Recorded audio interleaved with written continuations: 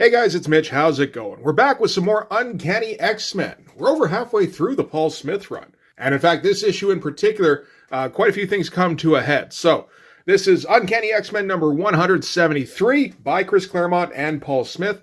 So just before we get into it, if you enjoyed the channel, if you feel like you might want to help out a little bit, what you can do is in the description, there's a link to my Patreon. And if you subscribe there, that'll give you access to everything I do, from the Blood Force stuff to the YouTube videos, as well as some Patreon exclusive content. All right, so yeah, there has been an awful lot going on. Probably the most relevant thing right now is that Wolverine is engaged to be married to Mariko, following the events of the Wolverine miniseries by Frank Miller and Chris Claremont. And he invited all of the X-Men out to Tokyo to celebrate the wedding and be there as his guests. Unfortunately, most of the X-Men were poisoned by Mariko's half-brother, the Silver Samurai, and Viper, who is his ally in this one. Storm managed to escape the poisoning, and she was more the focus in the last issue. She just kind of barely got away with Yukio. And at the end of the issue, Wolverine and Rogue had recovered enough because, of course, Wolverine has his healing factor. Rogue is half alien? I'm not sure they said that. I don't know what that means, but that seems to be a thing. I mean, she is supposed to be tougher than most of the other X-Men. So now Wolverine and Rogue are out to get some payback against the Silver Samurai. And that's going to be a pretty good time. So let's start with this cover here. This is, again, another pretty classic cover. This is one you've probably seen a few times. Maybe not the toughest drawing for Paul Smith, but I think up until this point, you didn't see a lot of Wolverine being this kind of intense. I mean, we just got off a stint in the Shi'ar Empire just before that, so it was like space adventure shit. And then, not too long before that was the Dark Phoenix saga, right? It does feel as though the Wolverine character evolves a little bit around this time, probably informed by that miniseries by Frank Miller and Chris Claremont. Because you think of like the Dark Phoenix era Wolverine by John Byrne, and he's still kind of got a leftover thing from when he first showed up, where he's, more of an adventurer kind of thing. Now Wolverine is more terse, he's more withdrawn, he's much more of a Frank Miller character. So yeah, he and Rogue are going to go racing off through the dark to go searching out the Silver Samurai and put an end to his meddling. Something like that. Nice dynamic shot for Wolverine, less so for Rogue. I think that's okay. Wolverine's the focus here. I do like Paul Smith's version of Wolverine in the newer costume. So let's get into this one. All right, so this is going to be Chris Claremont and Paul Smith. With Bob Wyachek doing the inks, Tom Orzechowski doing the letters. It's a pretty good bunch. So this is Tokyo. We're continuing where we left off in the last issue. You get the impression this is more of a fashionable, maybe like a shopping district. There really isn't much to convince you one way or the other. I mean, it's just figures and signs. But then that always seems to kind of work for Japan for making it look, like a busy kind of commercial area. I wonder if that's a tired thing these days. It could be. And a couple dudes get thrown out a window in the shopping district here. Cool shot. The glass looks like, okay. But I like all the speed lines here going on. So anyway, there's action in downtown Tokyo. This is the Ginza district. And so yeah, it turns out that Rogue and Wolverine have been busy little bees. And it looks like they've been hitting every bar they can find that's probably associated with the Yakuza. And trashing each place, looking for some sort of trail they can follow leading to the Grand Oyabun, because they need to sort some shit out. And we got a little bit of bad cop, blasé cop going on, as Wolverine does the threatening, and Rogue just kind of looks on and enjoys herself. She says here, we've been getting the runaround all evening, and it's making Wolverine a wee bit testy. And of course, this is at a time when Wolverine doesn't trust Rogue.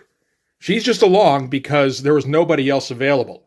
And Wolverine's still pretty beat up from that poison that was going through his system. But yeah, just to clarify, just a couple issues ago, Rogue was accepted into the X-Men for the first time.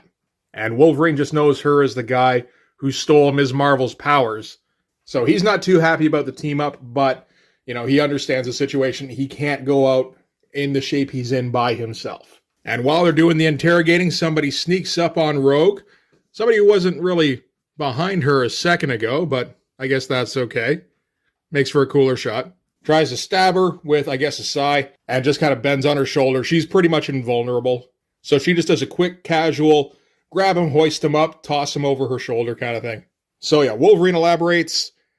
He wants the Grand Oyabun, and the Yakuza member that he's interrogating. I mean, at first he's doing the whole, I can't tell you anything, they'll kill me. Then he kind of switches to, it doesn't matter if I talk, you'll never get there. And Wolverine's response is, that's my problem. Yours is more immediate. Good line. So anyway, he's able to convince the Yakuza guy to, cough up some information. So the Yakuza guy does get to survive the night. Good for him. And Wolverine and Rogue can go on to pursue their line of inquiry with Nabatone. And I like this whole sequence. Again, I like the look of Wolverine in his costume when Paul Smith's drawing him. I like the way he does Rogue, how she's kind of smug, because she's still got some supervillain kind of, tendencies. So somebody just roughing people up, she's down for that. And this is a great shot for a double spread kind of panel. It's nice and threatening. We got some nice thick brushwork from Bob Wyacek here. That's lovely stuff. I don't notice it as much as we go further into the comic, but I did notice it on this spread, and it just does look great. Nice detail in the bar here, and good action. Paul Smith has a pretty good facility for movement. And this is just a breakdown of what's been going on with the X-Men getting poisoned, Wolverine supposed to be getting married, but he's got to go after his fiance's half-brother, yada, yada, yada. And the last line, Storm's disappeared. So naturally, we cut next to Storm, who is still with Yukio. Yukio's a character from the Wolverine miniseries, I think. I still haven't checked that out again. I should. And they're looking for some sort of sanctuary because they're on the run from Silver Samurai's gang as well. Storm's in sort of a weird position. They've been emphasizing recently about how she has to have control because of her powers. She's, kind of spent her life since she moved in with the X-Men, kind of locking herself down bit by bit. And recently she's having trouble controlling her powers. So she's a little reticent about even using them. But working together with Yukio here is actually kind of loosening her up a little bit. So yeah, she starts asking for a place to stay in the meantime. He refuses, and while they're waiting, a bunch of Yakuza goons slip into the alley to cut him off. So they're going to have to deal with that before they go. And again, great backgrounds here. Paul Smith likes his vertical panels for setting the scene, eh? I like it quite a bit. I can see this showing up in the next Blood Force page, I think. All right, cutting there to Nabatone's estate. So we're moving quickly. Rogue and Wolverine show up. They're able to sidestep all the computer-controlled defenses, of course, because Rogue can fly, so she's able to just hover them through. Wolverine notes there's no smells of any humans that are recent, so they're going to sneak in and investigate. Great shot of Wolverine kind of on the prowl. And, of course, he's super tense and taciturn. And Rogue is pretty loose. And when he kind of grills her about it, he's like, no, I'm not fooling around. I'm just not afraid of being hurt. It's one of the benefits of being invulnerable. And at that point, Wolverine detects there's somebody downstairs. So Rogue, who's, still kind of an amateur at this point, really, just kind of rushes down, doesn't notice that she's tripping like a laser tripwire kind of thing, which pops out a robot that takes a shot at them. Wolverine drops her to the floor. It says here, I'm tempted to let her take the shot to find out what her limits really are, but I might need her later on. So Wolverine being practical, I like that, actually. And Rogue does like a My Hero kind of thing and fakes like she's going to smooch him, which is, of course, a bit of a threat, too, because she could also drain his power and his life force, and we've seen, potentially permanently. So Wolverine puts a stop to it by putting his fist right up under her chin, just going, back off. And he's like, don't ever pull a stunt like that, make a threat like that to me or any other X-Man, even as a joke. And she's like, I was just playing. And he's like, I know, that's why you're still breathing. And they can continue on their way. I like that little bit. It's all right. And it comes back later on in the issue. So they are able to make their way to the Oyabun's chamber, only it turns out he's dead. And has been dead for over a week by the looks of it. Which confuses Rogue, because the Oyabun was supposedly the guy who officiated at the negotiations between Mariko and Silver Samurai earlier tonight. So Wolverine puts it together that that was an imposter, and that they're on a wild goose chase, which means they've been led away from the X-Men and Mariko, and now they're unprotected, so they got to rush back to the hospital immediately. Cut back to Storm and Yukio, who are dealing with their Yakuza assailants. Storm is able to bring down some lightning. It seems like it's maybe a little wild, but hanging out with Yukio is starting to rub off on her, and she's actually enjoying being able to let loose a little bit. And they're able to mop up the gangsters pretty quickly by the looks of it. Again, more vertical panels. It does look nice. We have been seeing an awful lot of it, where he uses it almost like a framing device. And now we're going to cut back to the hospital, where Mariko and the X-Men are staying. And these are all of Medico's guards who get picked off one by one in like cinematic horizontal panels. You know, start out, establish the scene here. Then these two guys disappear and this guy reacts. This guy gets taken out by ninja stars. Very nice. Get a nice close-up of some more ninja stars taking out these guys that were guarding the doors. And Viper and the ninja are able to make their way in without any further impediment. And she says, I want no witnesses, no survivors. But yeah, nice beat for this particular sequence. Pretty simplistic backgrounds, but it's more about what changes from panel to panel. That's really the focus in the sequence. And at that, Rogue busts in and knocks all of the foot soldiers here out through the window onto the lawn. Viper tells all the ninja to kill her, and, you know, she starts picking them off, but this is kind of Viper's plan to keep Rogue occupied because she's obviously the most powerful one they've got to deal with at the moment. So if Viper can get her out of the way at least, it improves her odds of success. Great shot with the smaller panel border so everybody can go flying right past it. That's kind of a classic and very well done. Get your Dutch angle, get your speed lines, everything you need to make it nice and dynamic. I guess the only problem is that Rogue isn't screaming here and fist pumping. And now Wolverine enters the hospital. He knows Silver Samurai's around and calls him out.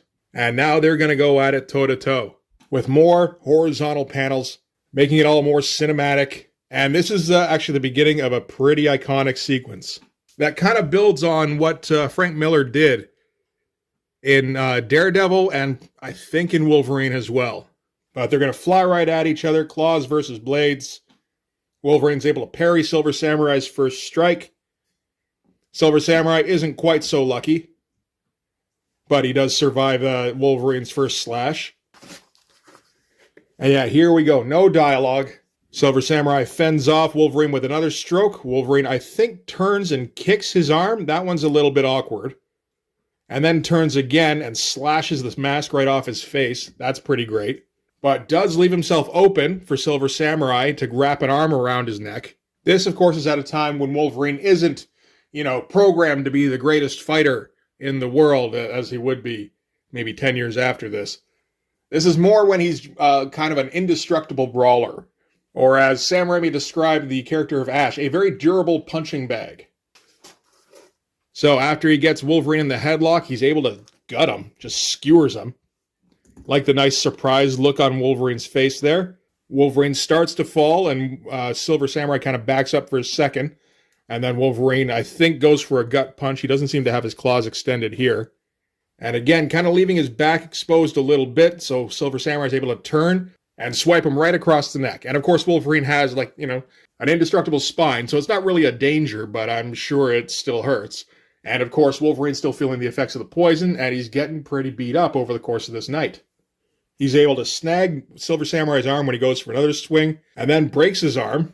I imagine he's able to get some force behind the push with the adamantium bones there. So from there, it looks like he backhands Silver Samurai in the face with the claws extended, and is now in a position where he has Silver Samurai at his mercy, which he's not about to give.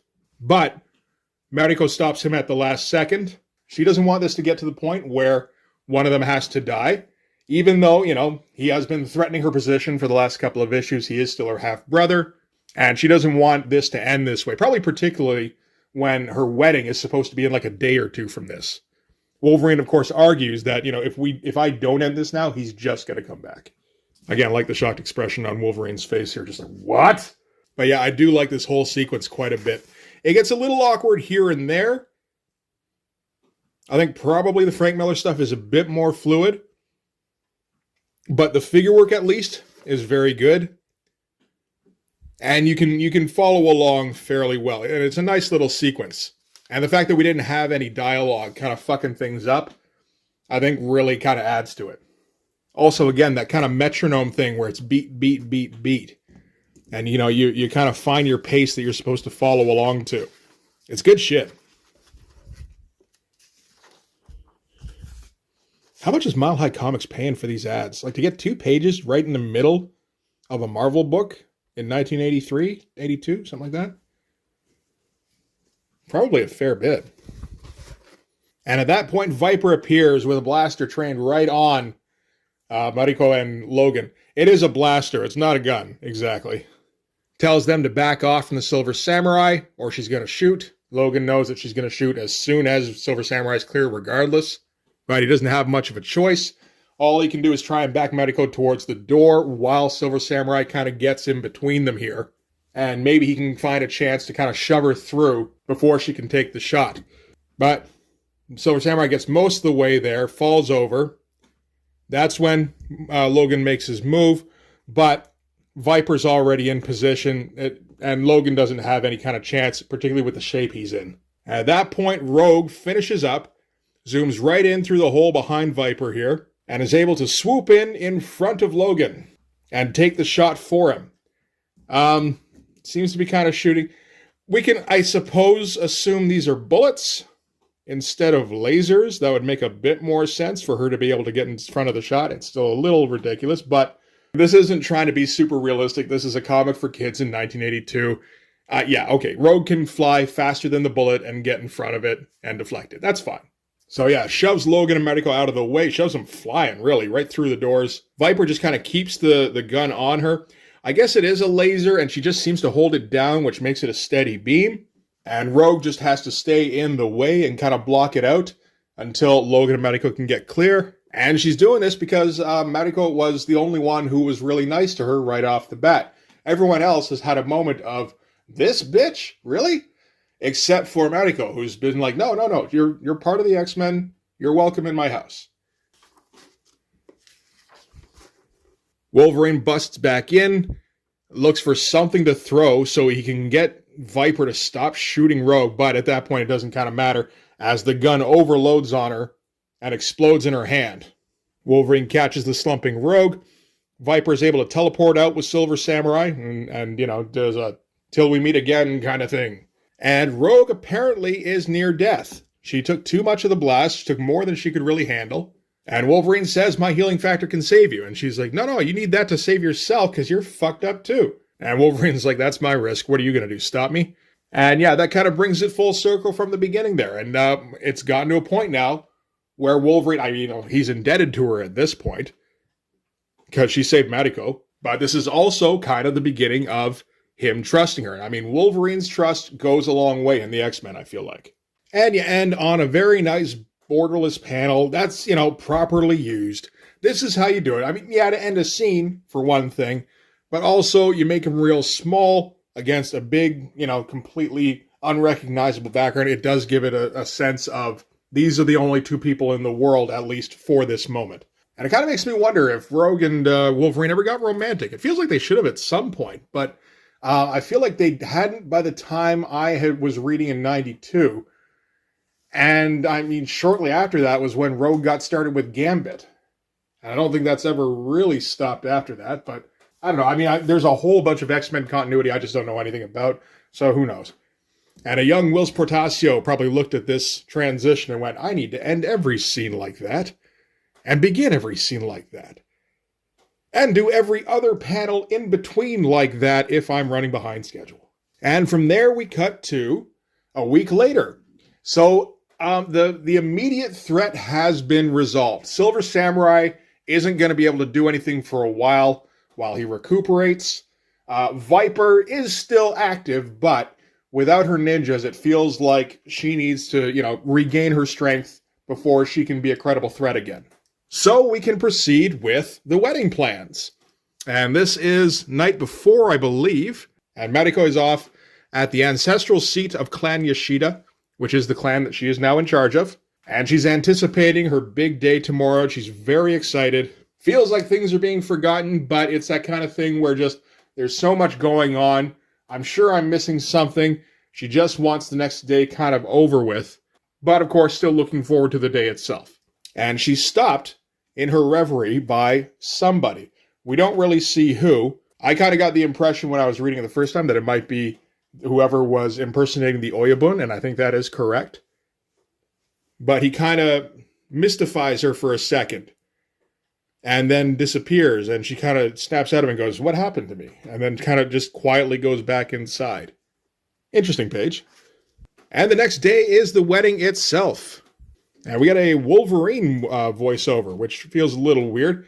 I don't know. It feels like Wolverine, for the most part, should be kind of separate, and we don't get his innermost thoughts. But, we're going to get him here, where he's looking forward to the day, but he can't shake a feeling of impending threat. I mean, given what he's been going through up until now, I think that's just rational. He's thinking that maybe, Samurai might try to come back in the middle of the ceremony. So, again, just wants to get the day over with to know that nothing fucked things up. And the X-Men are all okay. They've all gotten over their poisoning. They're ready to take part in the ceremony. And there's other people showing up. There's Corsair and Havoc and Lorna Dane. This is, I guess, before she got possessed by Malice, actually. And, of course, Cyclops and his new girl, Madeline Pryor, who looks a little familiar to everybody, including Lilandra, who goes, "Holy shit, you destroyed a planet. Somebody kill that bitch."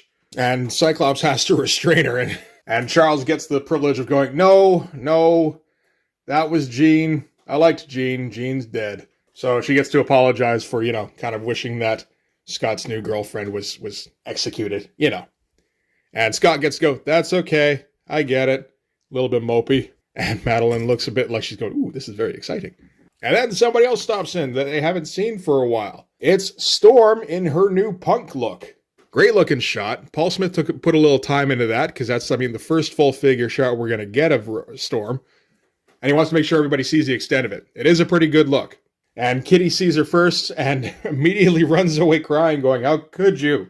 We don't really get an explanation on that, but she's like a preteen. She's very emotional. I guess that's fine. And Scott kind of comes up behind her. He's like, "That is a crazy new look. What's up with that?" And she's just like, "I have my reason." "Oh my God." As she sees Madeline Pryor, just, "Oh, no, sorry. Oh, no, you're not that one. Okay." And Madeline's just like, that's okay. I'm getting used to it. Got to be a little bit rough on her to just, all of a sudden everybody's like, "Are you?" It's like, no, I've never destroyed a planet. So now we're at the ceremony itself. Everybody's getting ready. They're all just kind of milling about.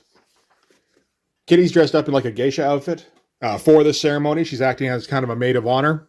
And she asks Madeline to hang on to her purse and look after Lockheed for her. It's like, "Oh, sure, absolutely, no problem." Figures it's like a cat in there. Opens it up, and that's not a cat. And nice little comedy shot as, Cyclops is still just kind of making conversation. Madeline grabs him by the tie and pulls him closer and goes, "Who the fuck are these people?" Kind of perfectly executed. That's the proper use of photocopies. Other situations as well, but that's the most effective use, I think. At that point, Logan's ready. He's in his kimono. He's ready to go.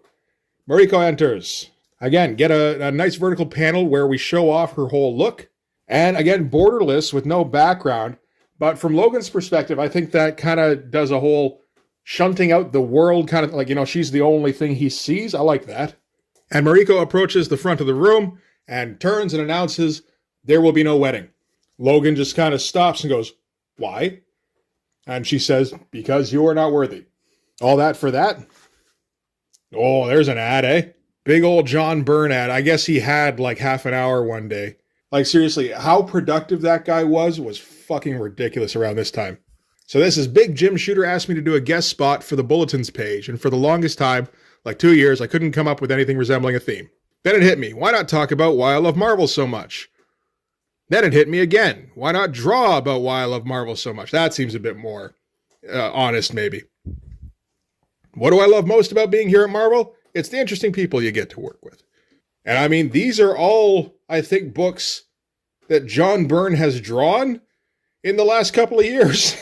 So, yeah, that's pretty fucking great. Like, fucking Fantastic Four, Alpha Flight, Avengers, X-Men. I don't know if he ever drew Spider-Man. I know there's that one cover of Spectacular he did that's pretty great, the black and white one. But... Oh, right, we're at a wedding, and it went bad. And yeah, at that, Mariko just leaves the room and walks by a party crasher, and that's Jason Wingard.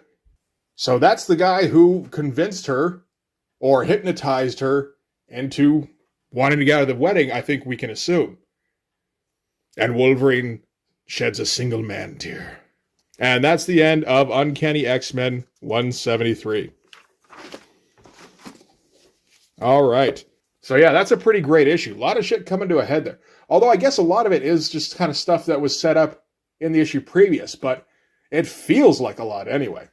We brought Scott and Madeline back in. The stuff with Storm was going, like that shit, that is a lot. Maybe I'm just used to reading too many Image comics where like fucking nothing happens. You get like 3 through lines in this, and all of a sudden it's like, whoa, slow down, Chris. So yeah, in the next one, we're going to focus more on Scott and Madeline and how they try to reintegrate back into the X-Men, I think. But for this one, that's going to do it. Thanks very much for watching. If you like this video, please hit like, hit subscribe, hit the notifications so you know when the next one's coming out. Go over and subscribe on my Patreon. That'll give you access to everything I do, from the Blood Force stuff to the YouTube videos before they get uploaded to YouTube, as well as some Patreon exclusive content. You can also follow me on Instagram and DM me there for commissions, and go join the Discord server. Hey, I managed that one without forgetting the word server. Look at me go. But yeah, come drop by and hang out, drop some art, talk X-Men if you like. I'm pretty sure all of us are a fan of some era. But yeah, that's going to do it. Thanks again. I'll see you guys in the next one. Bye-bye.